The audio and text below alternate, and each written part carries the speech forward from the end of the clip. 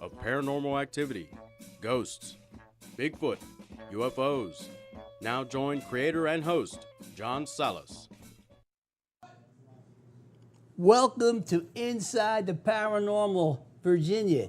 I'm your host, John Salas, and I am here. I am so excited about this show. Tonight and for the next 3 Monday nights, we are going to be talking about some interesting topics. Topics that a lot of people watch on TV now, but now we're going to be doing it right here at the station in Martinsville. The first show is tonight. We're going to be talking about ghost, paranormal activity, paranormal phenomena. The next 3 weeks, we have some Bigfoot researcher coming on. We also have a psychic coming on, and we also have a UFO MUFON researcher coming on. But tonight, it's all about the paranormal, and it's all about ghosts. Tonight, our original guest was Graveyard Bob Torgerson, a great guy. He's a good friend of mine. Unfortunately, he had an unexpected family emergency. He was unable to make it tonight. But luckily, I have my good friend, Barry Hollywood Koger, with us tonight. Barry has been my cameraman in a bunch of investigations. Him and I go all the way back to 1976. We were in the Air Force together, and he was kind enough to step in. I said, hey, Barry, I need your help. And he said, okay. He's always been there for me. And so we have a great show lined up tonight. Right now, I'm going to start off by talking to you a little bit about myself and how I got into the paranormal. Years ago, when I was a kid back in South Philadelphia, that's where I was born and raised, and you can tell by my accent, I'm not from the South. I'm from the South part of Philadelphia. My grandmother, little Italian lady, Jenny DeGrezio, she used to tell my brothers and I ghost stories. And, you know, a lot of parents and a lot of grandparents will tell their kids there's no such thing as ghosts. Not my grandmother. My grandmother said there are ghosts, and then she told me ghost stories about the things that happened to her as a kid. As time went on, I kind of liked scary stories, and I liked reading scary things, and I guess that stuck with me. Years later, when I started to write for a newspaper in Philadelphia, I started to go to historical places. And these historical places, some of them were reportedly haunted. I think it was 1990. I went to a place called the Lawton Mansion in Philadelphia, and I took along my brother Joe with me, who was kind of a skeptic. We went there, we had a great experience, and we had some things happen that we couldn't explain. We heard some voices and things, and that kind of set me into this path of, you know what, I'm going to check out this paranormal stuff, and I'm going to just kind of investigate it. And it's been a great journey so far. I've been to probably 18 different states. I've been out of the country. I've been to Mexico, Panama, Puerto Rico, Dominican Republic. I investigated a lot of different places, had great experiences, and it brought me to right now where I'm at today. So it's 27 years later. Now I'm doing a TV show, and I'm doing it with a good friend of mine that was in the Air Force with me. We went down to New Orleans a few years ago, and we actually did an episode of Inside the Paranormal New Orleans, and that was a great time we had together. And we'll talk about that in a little bit. But before I go on, I'd like to talk a little bit about what the paranormal how it kind of started, parapsychology. For those of you who may not be into the paranormal, who may not know much about the paranormal. The word actually came into about the 1920s. Back in the 1880s, actually, in England, a bunch of kind of scholarly guys got together, and they said, you know, there's a lot of different things going on in the world that we can explain, like telepathy, clairvoyance, psychic activity, telekinesis. And they decided, let's put a group of guys together and investigate and kind of research what all this kind of, paranormal activity, what all it all is. And actually, they started this group. It continued on, and finally, in about the early 1920s, the term paranormal came out. And this really was about activity that wasn't normal. We live in a physical world. We could touch everything, we could feel everything, but this was a little bit different. It actually went to now, I think Duke and Stanford actually offer degrees in parapsychology. And so that's how it kind of started. Now, today, modern day America, we have videos, we have audio equipment, we have all types of mechanisms to try to get evidence to support the claims of places that are haunted. Now, most people in America if you would ask them, what do you think a ghost is? They would probably say, it's somebody died in the house and now their spirit remains in that house. Well, that's one aspect of paranormal activity. It's the remnant of a deceased soul. But there's also a lot of other aspects to paranormal activity that probably most viewers don't really know. Some of you may know that. And so I'm going to explain just a few of those before we go on the show. And it may change your perspective, because I'd like the show to be entertaining, but I also like to maybe enlighten or educate people on the possibilities, because there are a lot of possibilities. There is an occurrence called imprinted energy.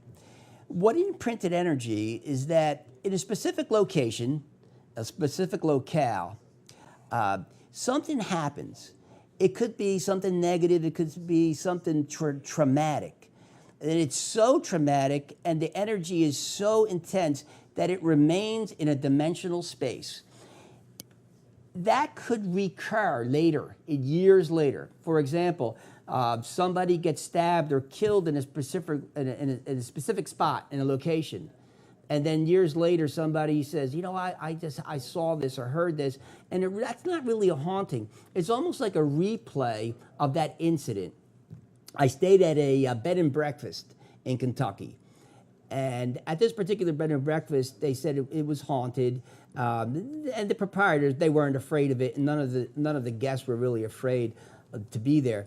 But they said every year about the same time, there was an occurrence. What had happened was in the 1880s, one of the little children that lived at this house was looking over a guardrail upstairs. He fell over, it was a large thump, and then the mother screamed when she found him. Well, they said every year, and this was over 100 years ago, that every year about the same time, guests at the bed and breakfast, they hear a loud thump, and then they hear like a woman scream. That is a perfect example of what I would consider imprinted energy. That is not a ghost. That is not a haunting. That is just some energy that has been left over in a dimensional space that replays. So that's a little bit different. The second part I'd like to talk about is called time slips. Albert Einstein, in the final years of his life, was working on time and time travel. I think most of us probably think that time is linear. It starts at a specific, and then it just moves forward. Einstein was coming up with a theory that time was almost like a pretzel, that we were in these cycles, and that the past and the present and the future are all going on simultaneously at the same time. Well, if you believe in that, or if you say, well, that may be a possibility, there could be an instance where you could be at a particular spot where you get a glimpse into the dimension of the past, and you see the past going on. It may be just a few seconds. It's happened at the Gettysburg battlefield many times where, and I've interviewed lots of people that have told me this. They thought that they were seeing something and it disappeared. And I don't think they were seeing a ghost. I think they were seeing a glimpse of the past that was going on, that was alive. Okay? That's called a time slip. So we have the regular ghost, which is the remnant of a deceased soul. We have time slips. We have imprinted energy. I also believe that there are different dimensions. And I believe that there are entities that can cross over into our dimensional space. They could cross over. Maybe they don't even know how. It just happens. I don't really have the answers to why these things happen, but I do know that in my 27 years of investigating paranormal phenomena, it's all energy, it's all science. The other aspect to it that I do believe in, and I wholeheartedly believe in demons, and I do believe in angels. I am a Christian. I believe in the Bible, and I am a follower of Jesus Christ. He is my Savior. I also believe that there are aspects of the paranormal that we can't explain. It's not even explained in the Bible. So I know that we're in an area where there's a lot of Christian believers who believe that all paranormal activity is demonic. I just don't buy into that. And I'm not here really to debate the Bible, and I'm not here to debate any type of theology. I'm just putting that out there so everyone all the viewers know where I'm coming from when it comes to that. So now I'd like to talk to you a little bit about my good friend here, Barry Koger.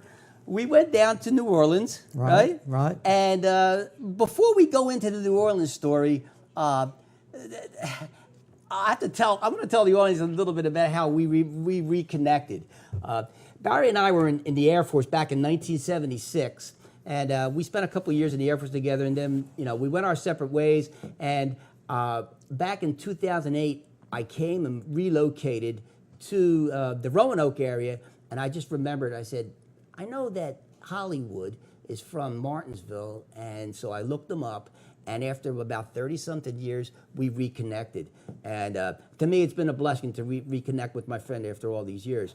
And so, we were young men together, and now we're growing old together. Now we're all getting old and gray together. And so I needed somebody to do some paranormal investigations with me, and I said, I'd love to take Barry. So I started talking to him about it a little bit. He didn't really seem to have much of an interest in it when I first started talking about it. He just wasn't really too interested in it. But then he agreed to come with me on an investigation. Yep. The first place we went to was that little house that was a couple doors down. The one that the door likes to open when you don't know it. Yeah. Right. So I lived next door. I lived 2 doors from a real nice elderly couple, and they were telling my other next door neighbor that they had a little mother-in-law's house. And at this mother-in-law's house, a lot of strange things were happening. So his name was Perry and Betty. And right, nice people. Real nice people, real nice, older people. And so, my next door neighbor, Sean, said, hey, you have to go over and talk to Perry. He's having some things happening at the house, and he thinks it might be the ghost of his mother. So I went over and talked to him, and he said, I have things missing in my house, and it finds, it lands in this little, where my mother-in-law used to live right next door at this little house. And he said, I think it's my mother, and she's still around. And he said, sometimes the lights go on, sometimes the lights go off. And well, his wife really wasn't too much of a believer, and she said, I think you're kind of, you're imagining this. So I asked him if I could, do an investigation there. And the first time I went with Graveyard Bob, and Graveyard Bob and I had a good time there. We captured some audio evidence because, with electronics, you could pick up a lot of evidence with audio. And we took some pictures, and we thought it was strange enough and enough anomalies going on that would give us a second time to go back. The second time we went back, we were not disappointed at all. We actually had a door open on its own that we caught on video, and I couldn't bring that video today, but I did bring some great photographs that we're going to share with you about the paranormal, and a lot of the photographs were taken by Graveyard Bob, and they're great shots. But anyway, we did that investigation, and it was so close to my house that I said, hey, Hollywood, would you like to do this with me? And so he and I went over, and Well, that was my first time. that was your very first time. I didn't know anything about ghost hunting. Right. All I know is here's John going to take me to a haunted house, and I had no idea what was going to happen. Right. And we had a good time. I mean, I think you were a little bit afraid, but because you didn't know what to expect. Didn't know what to but that's expect. that's one of the reasons why I like going to investigations. I mean, going to places that are creepy, or people's houses aren't so creepy, but going to places where there's reportedly ghosts. To me, ever since I was a kid, I said, this is fun stuff. I like doing this, and that's one reason why I do it. I mean, I actually like to capture evidence to support the claims of something being haunted. Now, with that being said, there's always going to be skeptics that you can show them the best picture and you can show them the best evidence, and they just don't want to believe in ghosts. That's right. I think, though, that when you get something that happens to you firsthand, that's when you really, right? Isn't that what happened to you? Once you see something for yourself that you can't explain, John, that's when you believe. That's when I believe. I interviewed some park rangers at Gettysburg, Right. and they had told me, they said, we don't want our name to be told, and we really never believed in anything until this experience happened to us. And it was at the Eisenhower farmhouse in Gettysburg. And the house is open to the public like from 9 in the morning to like 4 or 5 in the afternoon. I think it's like 5 in the afternoon. And then in the fall, it closes for the wintertime. And these two particular rangers said, well, we'll tell you what happened at this particular time to us, but don't use our name. And we said, okay. And they said that they were leaving and they had locked up the place and they checked the whole house and they made sure that there weren't any visitors left, and they were the only ones with their Jeep, and they had to drive to where their cars were. They turned on the alarm system in the house. So the motion detector system was on, the alarm system was on. They left the house, and when they got to their car, which was pretty close to the house, and they looked, they saw a figure of a woman standing in the upstairs bedroom, and she just kind of drew the curtains closed. And they just automatically thought, they said, well, we left someone in the house. There's somebody in there. But what they said was the alarm, the sensor motion alarm never went off. So they went into the house. They checked the entire house. They went up to the bedroom. It was the bedroom where Mamie Eisenhower stayed. And the door was closed. They had left it open, but they found the door closed and the curtain was closed. They didn't find anyone in the house. So, they said, we really never believed that this house was haunted. We never believed in ghosts. But we know we experienced something that was really different. They never went as far as saying to me, yeah, we think we saw a ghost. Right. What they said they saw was something really, really strange that they couldn't explain. And, it made them kind of like they scratched their head and be like, well, gee, what was that this happened? We just saw somebody up in there and there wasn't anyone up in there. And I don't think they want to, they don't want anybody to really think that the place is haunted. They think maybe, some places think that, well, if this is haunted, people may be afraid of it and may not want to, may not visit the place.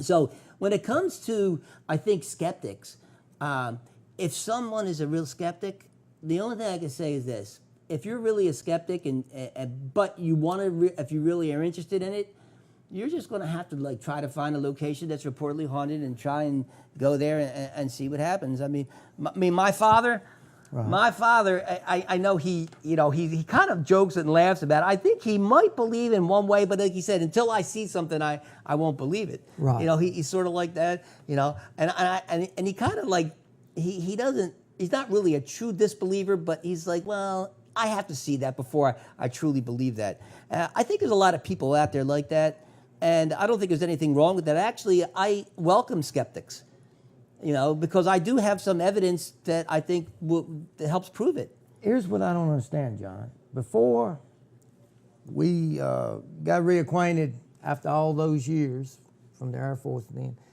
I never have had any really paranormal experiences with ghosts or anything. But every time I take off with you, hey, Hollywood, let's go here, let's go there. Are you a ghost magnet or what? Because every time I've been, something weird happens. Whether it's a ghost or whatever. The last time, we was up Fincastle, remember? And we went to Avenel House in Bedford. We went to the Avenel House in the Bedford, Avenel which House.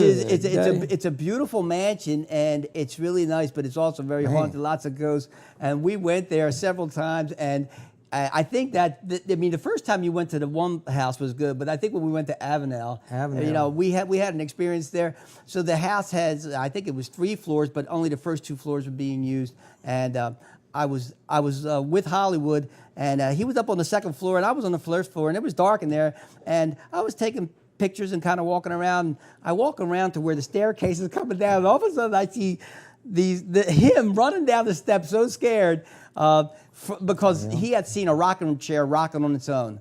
Yeah.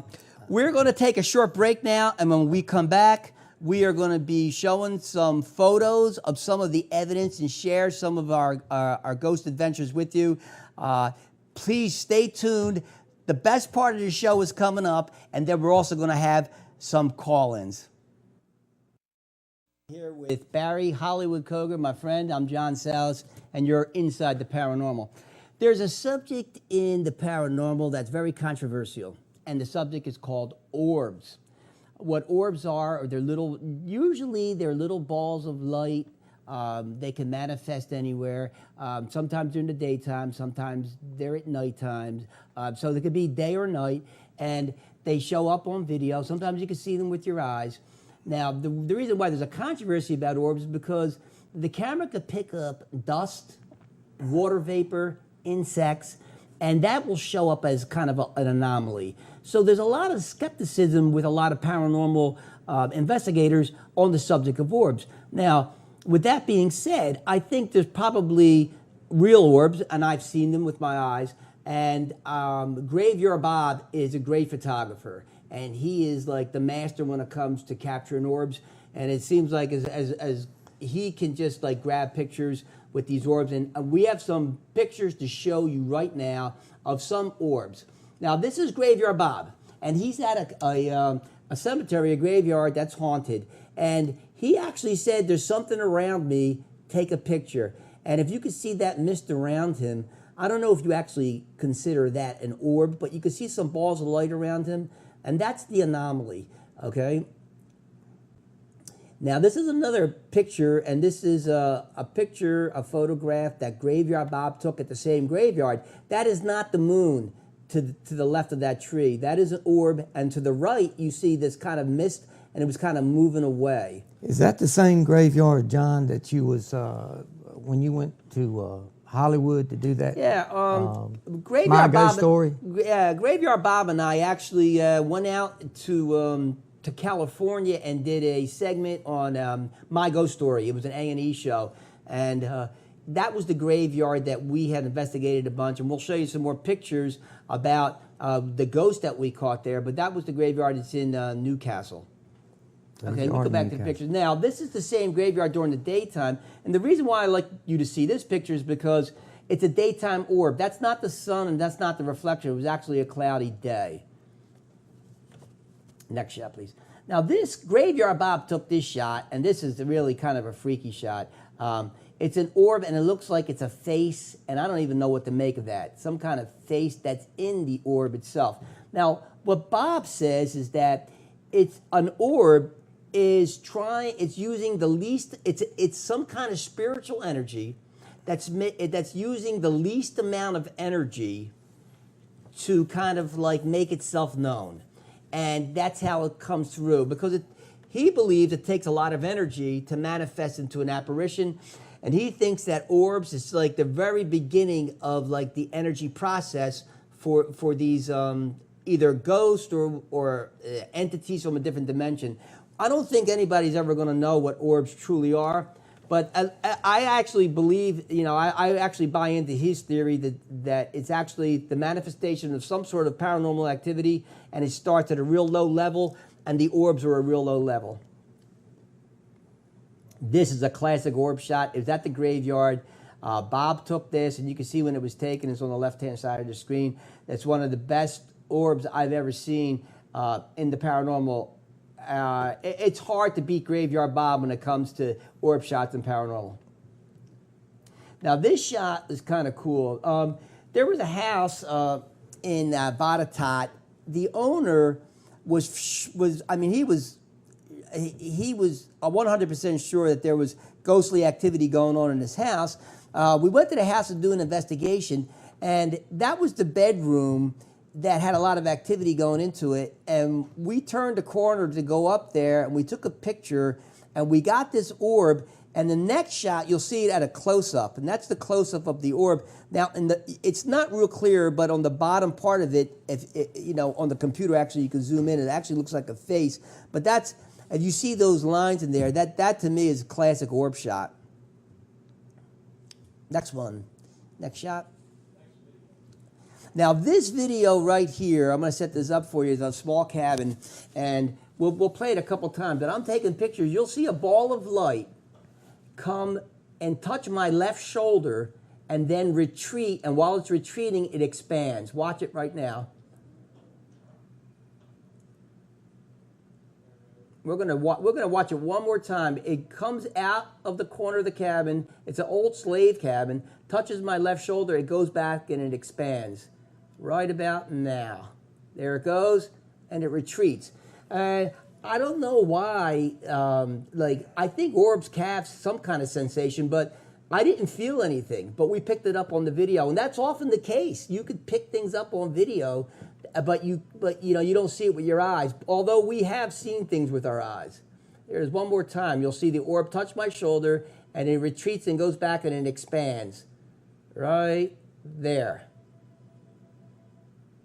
That's probably the best video we have of an orb moving, and actually touches me and goes back. This particular cabin was super haunted too. We didn't get much evidence out of it, but we could tell that this place really, and we didn't spend a lot of time there. It was late at night. We got lost going to the place. It was in the middle of nowhere. I think this was like 3 o'clock in the morning, and we've been up all day.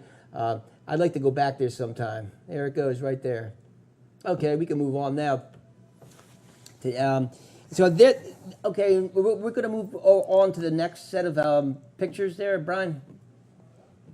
Okay, this picture right here is a picture of a tunnel in West Virginia called Flinders Tunnel. It's between Clarksburg and Salem. It's an old abandoned railroad tunnel. I think it hasn't been used since like the 1930s. I think it was built in the 1890s. But this tunnel has a long, dark history. There was an accident that killed several people in there. This was probably the most frightful paranormal investigation that I ever encountered. We could go to the next pictures. Now, this is a picture on the inside of it at nighttime, and you could look at that swirl to the right. I got to tell you something. After I investigated this particular tunnel, I almost quit investigating hauntings. We had things start in the daytime. We had this activity. I mean, Graveyard Bob and I walked through the tunnel in the middle of the day. Everything was fine. You could see one end to the other. When we get to the other end and we turned around, there was a fog in the middle of the tunnel. And, you know, this is in the middle of the day, probably 4 o'clock in the afternoon. It wasn't there when we walked through, this thick white fog. We went into the tunnel, and what was interesting was that the fog kept moving towards the other end of the tunnel away from us. And it was actually like watching a Hollywood movie. We couldn't believe what we were encountering. And then it condensed, the whole fog condensed into a ball about the size of a basketball and went up through the roof. What? And that was in the daytime. We went back at nighttime, and we heard snorting. We had footsteps. We smelled tobacco smoke. And then I saw, and Bob and I both saw this apparition. We couldn't make out its face. It was on the left side of the tunnel. Now, we set up our camera right here, and this is an infrared camera to capture some of the evidence. We had it, and this fog kind of moved in, and then we saw this like apparition on the left side of the tunnel. I kept saying to Bob, "Do you see that? Do you see that?" It was coming towards us. It was really frightening because this was in the middle of nowhere, which is him and I in this dark tunnel. And it was probably one of the most frightful times. But I don't know why it made me so afraid at that particular time, but maybe it was because of the setting in this tunnel. Graveyard agrees with me. He says, you know, this was probably one of the best investigations he ever did. I think we have one more shot at the tunnel. What is this tunnel? Railroad tunnel? It's a railroad tunnel. The railroads aren't there any longer. There was a couple murders there. Little kids were murdered there, and they also had an accident there where some people were killed, and then they actually had some caskets that fell through the top from little kids that were buried during 1919 in some kind of outbreak, and these kids died, and then the tunnel. So the tunnel has a lot of dark history, and I believe it's one of the most haunted places I've ever been to, and actually one of the most scariest. Now, this is a great shot that Graveyard wanted me to show. He's at Gettysburg, and somebody took a picture, and that's Graveyard, and this anomaly, this light thing, showed up above his head, and it's kind of casting a shadow. It's not as clear as you can see it, obviously, like on a computer, but this is kind of a manifestation, I think, of some kind of spirit or some kind of paranormal activity. Did you see it with your naked eye? No, I didn't see this with my naked eye. I wasn't even there. The Graveyard was there, and when we went over all the photographs and the evidence we were going to show, I thought this was a great shot. He thought it was a great shot. I believe this is maybe I'm not quite sure where this one is, to tell you the truth. I just know that it was a picture that Bob took, and he really loved the shot that it's a mist. He said it was just out of nowhere. This just showed up. He took that. What is the deal when you look in a mist like it, like I'm seeing now, and you can actually start seeing faces in it? Is there a word for that? Pareidolia, I think that's the word they use. It's sort of like how you could look in the clouds and you could see things like in the clouds. And I think sometimes with the paranormal, you could do the same thing. You got to be careful with that. I don't know. This is a cool shot. I guess you could look at it and find a lot of things that I see a face in it. Some people may not see a face in it. Right. You know. Now, this particular man. shot is like probably one of the best ghost shots I've ever witnessed. Graveyard Bob took this shot himself. He didn't see it when he took it. If you notice, there's no legs on this lady. She was at the graveyard in Newcastle. He took this shot. I give this guy credit, man. This guy is a great photographer. And I don't know exactly when he found it, but this is one of the shots that got us on My Ghost Story. Looks like she's wearing something white and her head's turned around looking back at us. And now this is the far shot. And I think he took the far shot and then the close-up, he just kind of superimposed so you can see that. This is a picture, an actual picture of a full-bodied apparition. Full-bodied apparition. Isn't that the golden grail of ghost that's hunters? I think that's what everybody wants. I want to get a picture of a ghost. That's so what you're saying right. is there was nothing there. Right. And when you got to looking at the pictures, she's there. Showed up. Yeah, that is probably one of the best paranormal pictures of a ghost, that I've ever seen. I didn't take this shot. Like I said, Graveyard Bob took this shot. Yeah, it was great. This we went up to Indiana.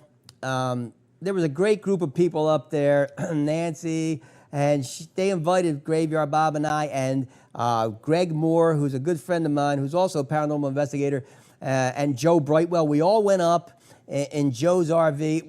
This is one of the best guide times we ever had. And on the property there was a haunted mansion, and there was also a barn that was being redone, but it was an old barn. It was probably 100 years old, and reportedly there was a suicide there. And Graveyard took this. He was in the barn, and everything was. It was a clear night there, and all of a sudden this mist appeared, and he got this shot. They said there was a lot of paranormal activity in this barn. I think it's just a great shot. I don't know where this came. If you look to the left, you don't see anything. You look to the right, you don't see anything. It's just there where it is. So it's hard to explain as far as what is that? I don't know. Can't it be the manifestation of some kind of spirit? Maybe, possibly. We just thought it was cool. All right. Now this shot, I love this shot.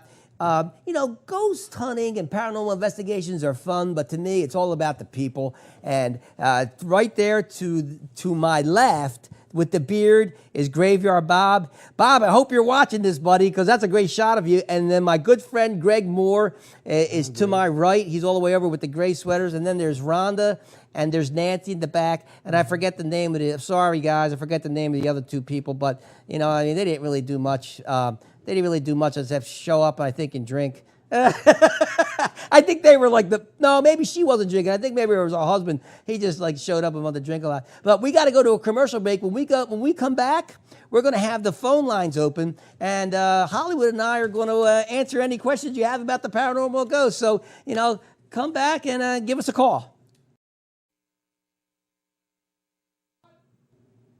Okay, we're back. You're inside the paranormal, and now it's time for us to take your calls. So we're going to take your calls now. Talk about you could ask us anything you want. Hello, this is John. You're on the line. Hi, John. This is Jeff out of Martinsville. How are you? Hey, Jeff. Thanks for calling in. Hey, I want to thank you guys. This is a great show. You and Hollywood are doing a great job. So I guess I'll just jump in with my question. I'm an amateur photographer. I really help friends out with Christmas cards and things like that. So I say that because, I'm aware of the dust fleck theory and things like that in regard to ghostly orbs. So I guess my question is, I've taken a lot of pictures out in fields and near old farmhouses and things like that. And my question, it kind of revolves around different colors of orbs. I have a lot of these orbs that manifest as clear, but more recently I found some that manifest as reddish and orange. So I'll let you answer the question with me off the air. But is there any association between colors of orbs, spirit world, things like that?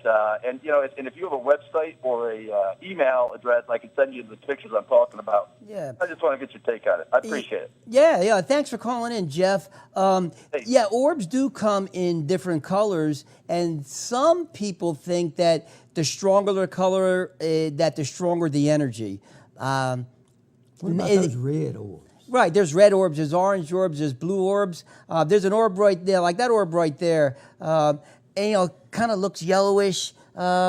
So, I think that, to tell you the truth, I really don't know why there are colored orbs. I do know that they represent, I think, paranormal activity and possibly some kind of paranormal, phenomena. And like this one that touches my shoulder and then it goes back and it expands. But I'm on Facebook, and if you go to Spirit World Professionals, that's all you have to do. Like the page, send me a message, send me some pictures. I'll be more than glad to review your pictures. I'll be more than glad to pass them on to Graveyard Bob. He's the guy who knows all about orbs. He's the orbs expert. I can look at them.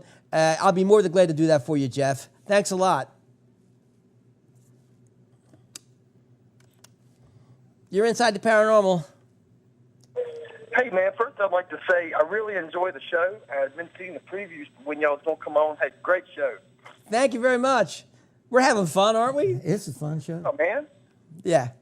Hey, let me ask you, what would be some places around here that we might could do some investigations, or do you know of any suspected locations around here? Well, I think that if you find any secluded, first of all, there's so many different places that haven't been investigated. I think it's as simple as this. Go to a secluded graveyard at nighttime.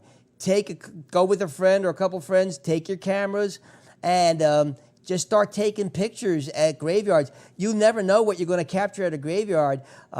There is the one graveyard in Newcastle. If you send me a message on Spirit World Professionals, I could give you directions on how to get out to that graveyard. That graveyard's really haunted graveyard.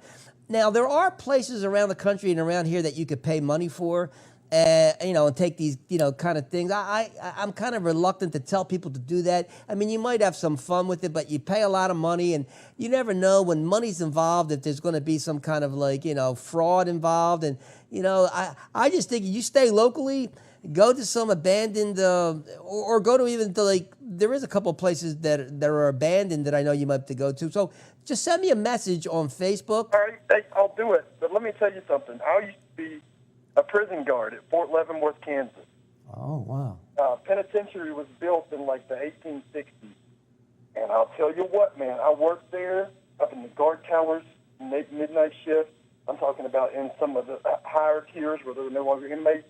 I got some really, really, really weird vibes from that place. I'm talking chill bumps would just come over my body and would feel like someone was watching me, like something brushing up against it. I'm telling you, man, that place was wow. Well, prisons, abandoned prisons, the reason why, and I've been to a few, the reason why that they're really haunted is because of all the negative misery, pain, emotion that went on, injustice. I mean, those types of places, abandoned prisons, abandoned sane asylums, places where people where there was a lot of human pain and misery, those places tend to harbor paranormal activity. So I'm sure those feelings that you had, they were right on. It probably was a haunted place. I'll tell you a true story, and then I'll let you go. Well, actually, my brother wants to ask you a question. Never mind. But as the story goes, there were some Nazi POWs. I think it was either 7, maybe 11. And we held them there after the war. Well, we decided to hang them. And they hung them in the medical building. And every time I went to the infirmary. And Fort Leavenworth also has an old graveyard. Wow. They buried those bodies facing backwards, opposite of all the prisoners that had died there, as like a final sign of disrespect. Yeah. Well, I'm sure that place was. Ask them if it's open to the public. Is it open to the public? Do you know? Is it open to the public? Well, that's up out in Kansas. No, the graveyard is open to the public. Yeah, okay. There you go. Right. Well, thanks for your calling, and you know what? I think that your feelings you had were probably right on because prisons are notoriously haunted. Thanks a lot for your call. I'm going to take another caller now. I don't see another caller. I need another caller. But we can still talk about the prisons and some of those places. Graveyard and I and my friend Greg and other investigators, we've been to a lot of places that are abandoned. Abandoned prisons? I've been to a couple of abandoned prisons, but one was an abandoned, a couple hospitals. Actually, there was a hospital in Pulaski. I think it was called the Randolph County Hospital, and they closed it down. Probably 20 years ago, they probably closed it down. That place, was really haunted, and we got some great evidence there. I mean, we heard like breathing and footsteps, and I mean that place was a scary place. Have you ever been attacked, scratched, or pushed, No. or That you know, that's kind of rare, I think, to happen. The physical things. Now, I know I've heard doors close and I've heard footsteps, and I have felt like cold, especially cold breezes. I've been in places that the temperature, say the temperature was 70, and all of a sudden it's like you walk into another room and it feels like you're walking into a refrigerator or a freezer. I mean, the temperature change is so dramatic. That is pretty common, and I've smelled things, and other investigators have smelled things. Physically being touched, I know a couple times I felt little tugs, kind of little tugs. Just recently, you and I went to that place out there in Clifton Forge, that house in Clifton Forge, and it was a residential house, and there was a reportedly, haunting going on there, and we went there, did an investigation. I was sitting in the one bedroom, and it felt like somebody had put their finger in the back of my pants and had pulled up and tugged on my pants. So that was kind of a physical thing that happened. It wasn't like a gesture of anything harmful. Right. It was like somebody was trying to get my attention. But I have heard of other people, and I have talked to other people that have had some physical manifestations happen to them. Okay, we got another caller. Let's see. You're on the line. Yep. What's your question? Hey, John, it's Paul from New Mexico. Hey, Paul Chano. Hey, look at that. I got my buddy Hollywood here. Now I got my buddy Paul Chano. What's happening, Paul? Hey, just want to tell you what a great job you're doing, man. Now, you like the show, huh? It's great.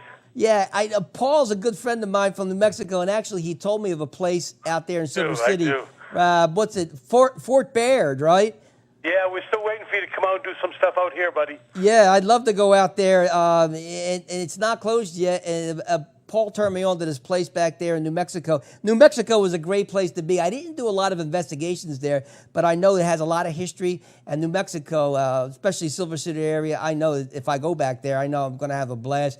I'd like to make it. Maybe I will make it back. If the show does good, I might be able to come back there with a crew, Paul, and do a show. We'd love to have you guys. Hey, man, thanks for calling in, Paul. Good luck, buddy. Yeah, my good buddy, Paul Chana. Inside the Paranormal. You got a question? Yes. Well, a couple of things. I just wanted to say that I had the opportunity to see you at the library in Rocky Mount before Halloween of last year. The presentation was great. I had a personal experience with one of these orbs where I went to the funeral, unfortunately, of a friend whose child had died. When at the funeral they released balloons, and the mother's balloon was a different color, and I took pictures all along, and when I got them developed, it's like there was this orb beside the balloon that the mother had released, and that was pretty amazing. So that was a personal experience with orbs. But you had mentioned something about like negative things that happen leave an imprint, and I'd be more interested to hear about that as well. Oh, like imprinted energy that I was talking about earlier? The imprinted energy that I was talking about is that usually with imprinted energy, it's something significant, like that had a significant emotional event. It could be something traumatic,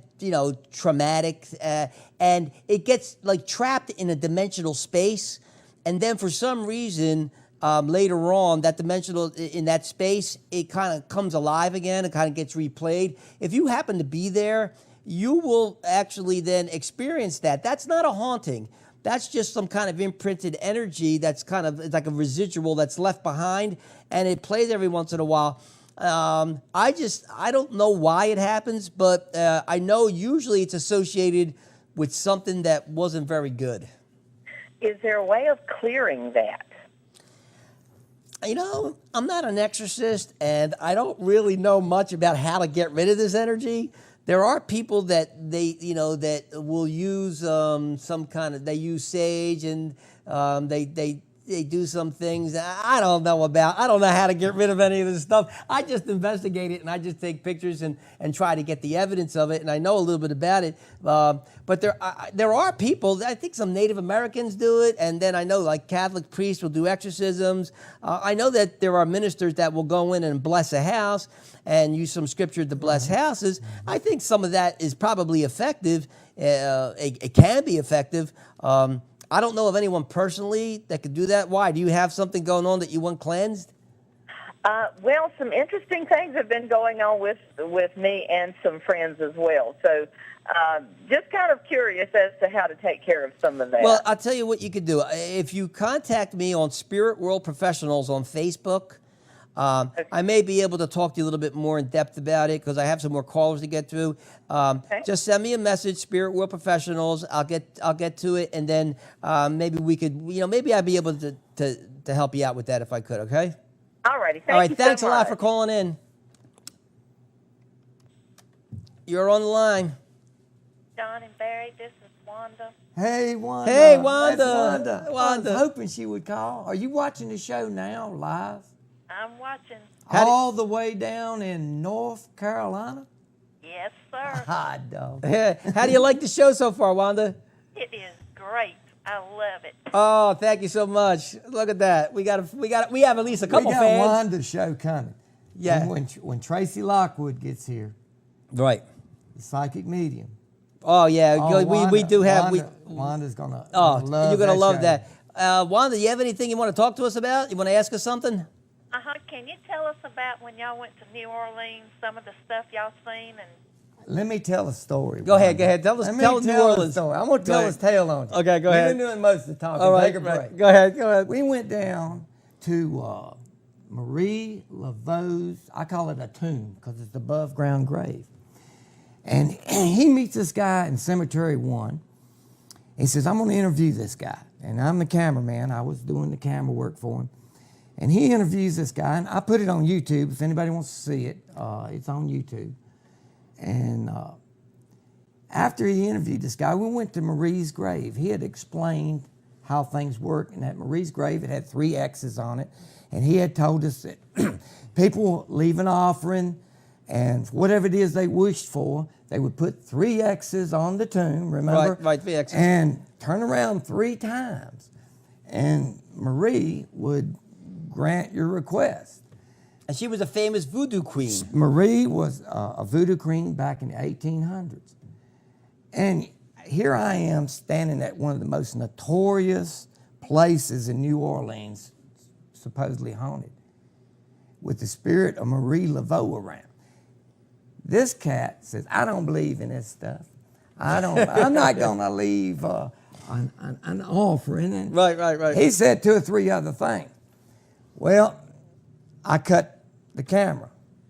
The next thing, because I had a little water on the lens because it was kind of misty that morning, I was cleaning the camera. I looked up, and John was staggering around. He didn't gotten dizzy. I didn't know what was wrong. He said, Hollywood, help me. I had to help him out of the cemetery. What did it feel like, John? I didn't believe in voodoo, so I don't believe. And if Marie Laveau's here, and next thing you know, I got hit with this wave of dizziness and nausea like I was seasick. And I tried to shake it off, and we tried to do it again, and it hit me again. At that point, I said, wait a minute, I'm not physically, there's something attacking me. And I think it was dark magic. And you have to be careful with that because there are demons, there are dark magic, there is negative energy. And we left the cemetery, and once I left the cemetery, I felt fine. Right. Remember? I felt fine. Fine. We also stayed in a haunted hotel room, and we experienced some real demonic. I think it was probably demonic growls in there. I tell you, that was a scary place. I try to stay away from anything that may be demonic because it can be harmful to you, and it wants to do harm to you. I do believe, though, that I am protected. I have the Spirit of God. I have a guardian angel.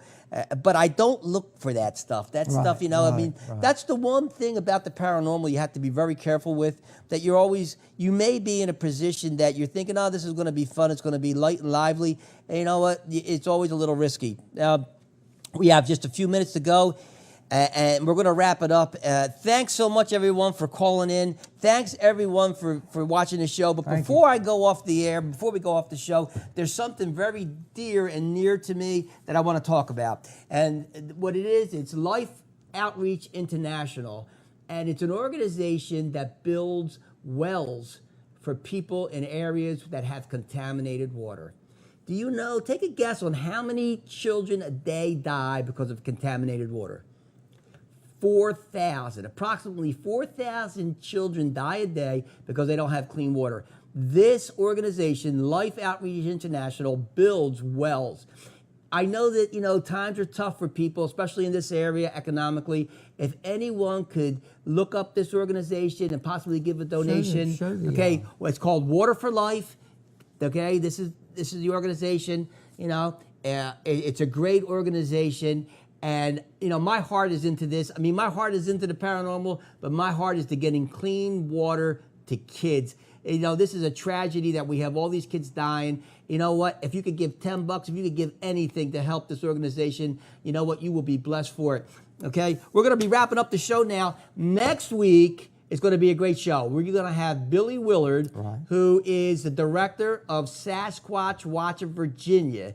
And he is a Bigfoot specialist. He's going to be showing us evidence and pictures. I won't be talking as much as I talk tonight because I had to get Hollywood here. He's like, you talk as much as you want. I can talk with two people. I want to thank everyone for viewing. I like, my friends, my family, everyone. This has really been fun. I'd like to thank my good friend Hollywood for coming on. And be sure to join us next week for Inside the Paranormal Virginia. We're going to be talking Bigfoot. Have a great night and a great week, everyone. Goodbye. Inside the Paranormal Virginia.